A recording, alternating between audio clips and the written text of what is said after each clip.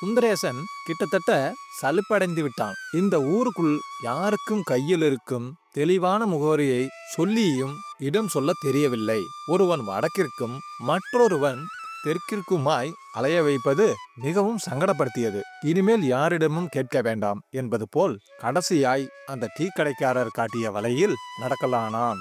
இந்நேரத்திற்குள் அப்பாவிற்கு நான் வந்தது தெரிந்திருக்குமோ இருக்காதோ, அப்படியே என்னை தேடினாலும் இங்கே வந்ததாக தெரிய நியாயமே இல்லை என்று நினைத்து கொண்டான். நல்ல உயரமும் உயரத்திற்கேற்ற உடல்வாகும் கொண்ட 17 வயது இளைஞன் சுந்தரேசன். கொஞ்சம் பளபளப்பான கருப்பு. அவன் நிறம் பார்ப்பதற்கு சிகப்பை விட அழகாக காட்டி நிற்குமே அந்த கருப்பு. +2 படித்து கொண்டிருக்கிறான். திடீரென அவன் இப்படி கிளம்பி வந்ததற்கு தெய்வானை பாட்டியும் ஒரு காரணம் என நினைத்து கொண்டான். பாட்டி இவனுக்கு நினைவு தெரிந்த நாளிலிருந்து அம்மாவை திட்டிக் கொண்டுதான் இருக்கிறாள். அவ உருப்பட மாட்டா, உங்களை விட்டுட்டு போனதுக்கு என்னென்ன கஷ்டமெல்லாம் அனுபவிக்கிறாளோ என்பாள். அப்பா அந்த காலத்திலேயே நல்ல குடியாரர் தான். அடிக்கடி குடித்து விட்டு வந்து அம்மாவை தாத்தாவை சமயங்களில் குழந்தையை கூட அடித்திருக்கிறார். பாட்டி அதையும் சொல்லி அழுவாள். அப்பாவின் குடிவெறியில் அடி உதையும் அதே குடிவெறியில் மணிமணியாய் 3 பிள்ளைகளையும் பெற்றுக்கொண்டாள் அம்மா. அதில் மூத்தவள் உமா, அடுத்தவன் சுந்தரேசன், கடைசியாய் சாரதா. இவர்களுடன் பட்டினியும் பசியுமாய் அழுது வடிந்து கொண்டிருந்த அம்மா ஒரு நாள் சாரதாவை தூக்கி கொண்டு வீட்டை விட்டு வெளியேறினாள். வெளியேறியவள் யாரோ டிரைவர் ஒருவருடன் குடும்பம் நடத்துவதாய் தெரிய வரவே 6 மாதங்கள் ஆகிவிட்டது. அதை மனசுல வச்சுட்டு இருந்தே நேரம் பார்த்து கிளம்பிட்டா. போனா என்ன, என் பிள்ளைக்கு கல்யாணம் ஆகலையா இல்ல இன்னும் 2 பெத்துக்கலையா? நல்ல வேலை, உமாவும் சுந்தரும் பள்ளிக்கூடம் போயிட்டு மதிய சாப்பாட்டுக்கு என் வீட்டுக்கு வந்திருந்தாங்க. அவ பள்ளிக்கூடத்திலேயும் வந்து தேடி இருக்காளே, இந்த பிள்ளைகளையும் இழந்துடாம கடவுள் தான் காப்பாத்தினா என்று வாடிக்கையாய் பாட்டி புலம்ப ஆரம்பித்தாள். அவனின் அம்மா இப்படி கிளம்பி போனது ஊர் முழுவதும் தெரிந்ததுதான்.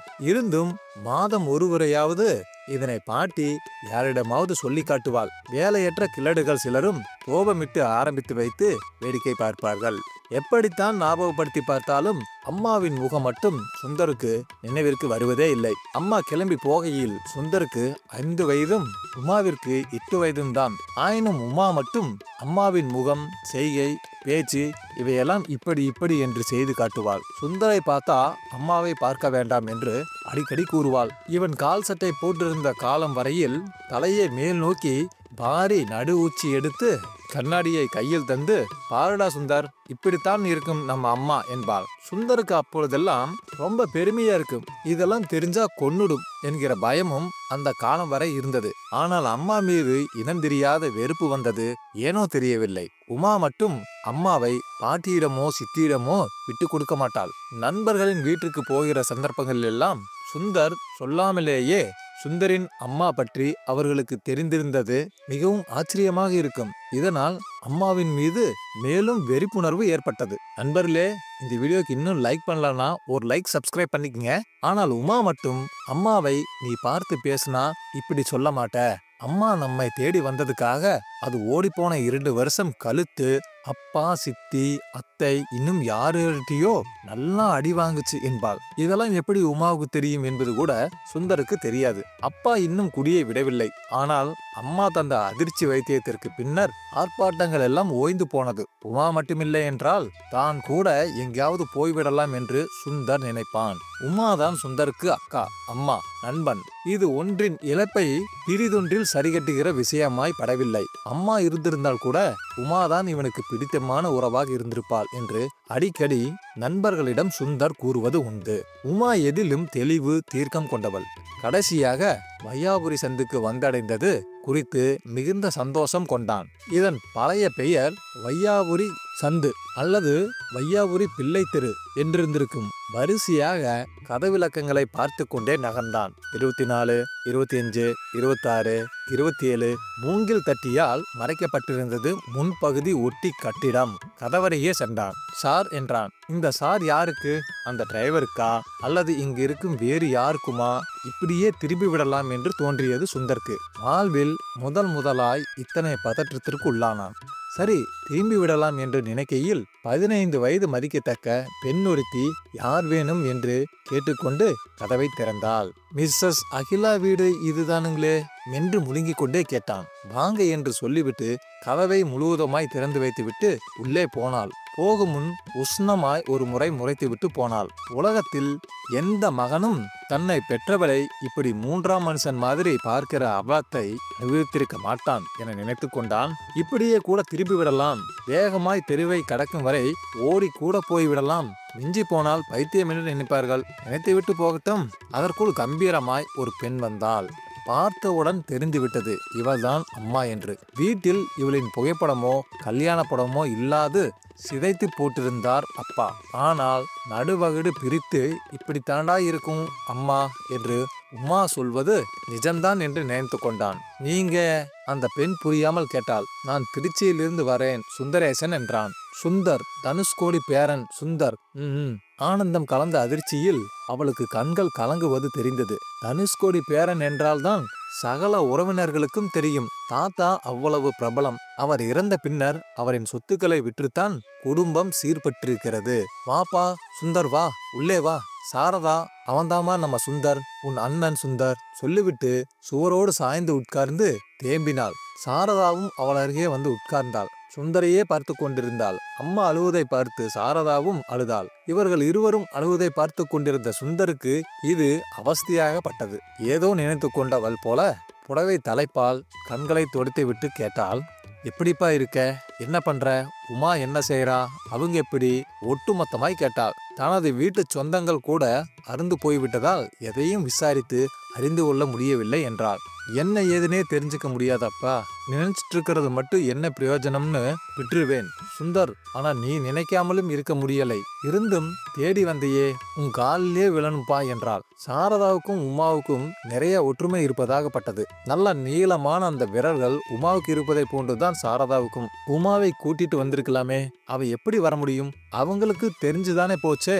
எனக்கு வேணும்பா வேணும், பிஞ்சுகளை தவிக்க விட்டுட்டு இப்படி ஓடி வந்தேனே, பட்டினியோ வாழ்வோ சாவோன்னு என் குழந்தைங்க கூப்பிடாம இப்படி வந்தேன்ல, எனக்கு இன்னும் வேணும். சுந்தர் எதுவும் பேசவில்லை. சாரதா உள்ளே போய் காப்பி கலந்து வந்து சுந்தரிடம் தந்தாள். வேண்டாம் என்று மறுப்பதற்கான வார்த்தைகள் கூட அனாவசியமாகப்பட்டது. சுந்தர் நிமிர்ந்த அம்மாவை பார்த்தான். தெளிவான கண்கள், அந்த மூக்கு உதடு எல்லாம் சுந்தருக்கு போலத்தான். சுந்தர், உமாவுக்கு கல்யாணம் ஆயிடுச்சா?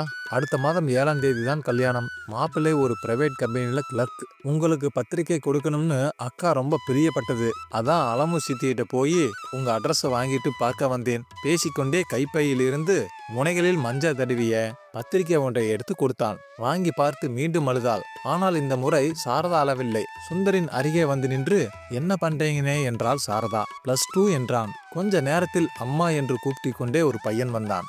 அம்மா அவனையும் அழைத்து இவன்தான் சுந்தர் என்றாள். கொஞ்சமாய் சிரித்து வாங்கண்ண என்று சொல்லிவிட்டு மலங்க மலங்க விழித்தான். கடைசி பையன் சுவாமிநாதன் 8ஆம் வகுப்பு படிக்கிறான் என்றாள் அம்மா. இப்பொழுதுதான் அழுவதை முழுவதுமாக நிறுத்தியிருந்தாள் அம்மா.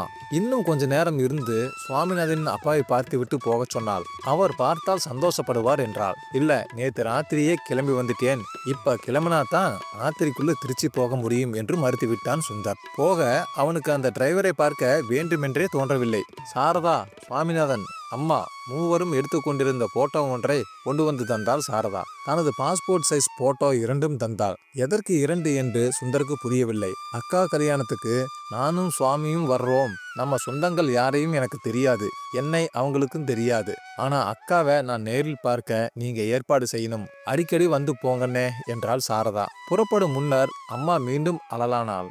சுந்தரை அழைத்து கன்னத்தில், நெற்றியில், உச்சியில் முத்தமிட்டாள். சுந்தர் பஸ் ஸ்டாண்டை நெருங்கிய போது சுவாமிநாதன் சின்ன பிளாஸ்டிக் கவரில் கேக்குகளும் இனிப்பும் கொண்டு வந்தான். சாரதாக்காவுக்கு கொடுத்து விட்டாங்க. போனதும் உமா கிட்ட சொல்லி கடிதம் போட சொன்னாங்க. வரனே, தெளிவான முகவரி எழுதிய துண்டு சீட்டையும் கொடுத்து விட்டு ஓடி போனான். வீட்டுக்குள் நுழையும் போது இரவு கொடூர அமைதி கொண்டிருந்தது. கதவை தட்டியவுடன் உமா ஓடி வந்து திறந்தாள். செருப்பை உதறிவிட்டு முகங்கழுவி சமையல் அறைக்கு போனான். சாப்பாடு ஓட்டு வைத்துவிட்டு வெளியே போய் எட்டி பார்த்து விட்டு வந்தாள் உமா. பாட்டி திண்ணையில் இல்லை, எல்லோரும் உள்ளே தூங்குகிறார்கள். என்னடா சுந்தர், அம்மாவை பார்த்தியா?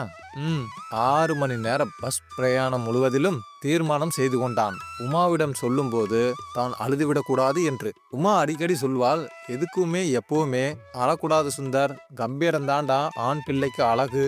இதோ என்ன எடுத்துக்க. நான் அழணும்னா எத்தனை இடம் அழுது இருக்கலாம். 3 வகுப்பு படிக்கிறப்பவே விட்டு போன அம்மா, சித்தியால நின்னு போன காலேஜ் படிப்பு, நமக்கெல்லாம் பிரியமான தாத்தா இறந்தது, இப்படியே ஒவ்வொன்னையா நினைச்சு அழுதுகிட்டு இருக்கலாம். எல்லாத்தையுமே நம்ம டைஜஸ்ட் பண்ணித்தாண்டா ஆகணும். அடிபட்டு மரத்து போன பின்னால ஏத்துக்கிறத விட நாம வலிய ஏத்துக்க பழகிட்டா பிரச்சனை பாதியே குறைஞ்சிடும் என்பாள். கள்ளமில்லாத அம்மா, அதே கம்பீரத்தில் ஒளிரும் சாரதா. இனிமையான குடும்ப சூழல்.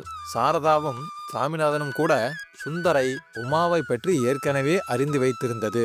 தெரிந்து கொண்டவுடன் அண்ணா என்று ஒட்டி கொண்டது பற்றி உமாவிடம் சொன்னான். அம்மாவிடம் வளர்ந்திருந்ததால் உமா இன்னும் அதிக ஆளுமை உடையவளாய் ஆகியிருப்பாள் என்று நினைத்து கொண்டான். சாப்பிட முடியவில்லை. சாரதா தந்த போட்டா, இனிப்பு ஆகியவற்றை உமாவிடம் தந்தான். பஸ் பிடித்து போனது, வீடு தேடி அலைந்தது ஆகியவற்றை கூறினான். எல்லாவற்றையும் கேட்டு கொண்டிருந்து விட்டு உமா கேட்டாள், சுந்து, இப்ப சொல்லுடா, அம்மா உனக்கு பிடிச்சிருக்கா இல்லையா? நாம பள்ளிக்கூடம் போயிட்டதால தான் அம்மா சாரதாவை மட்டும் கூப்பிட்டு கொண்டு போனாங்களா உமா?